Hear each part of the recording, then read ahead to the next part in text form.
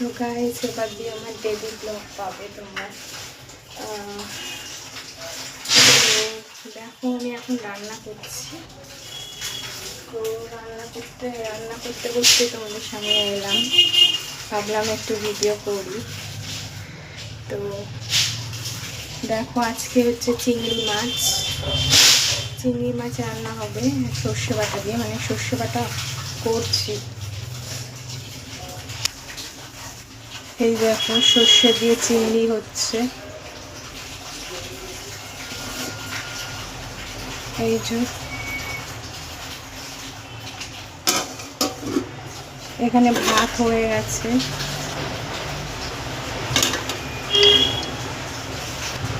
আর একটু মোরলা মাছ এনেছিলাম, মোরলা মাছটা রেখে দিয়েছি ফ্রিজে, বাড়িওয়ালার ফ্রিজে রেখে দিয়েছি, আমাদের তো ফ্রিজ নেই, তো বাড়িওয়ালার ফ্রিজে রেখে দিলাম। তো আজকে বেশি কিছু করিনি, এইটুকুই করেছি আজকে। ভালো লাগছে না শরীরটা, সকাল থেকে যত এগিয়ে আসছে দিন তত শরীর যেন আরও খারাপ হয়ে যাচ্ছে। তো আজকে এইটুকুই করেছি। তোমরা কি কি রান্না করলে অবশ্যই জানিও। চলো সবাইকে টাটা।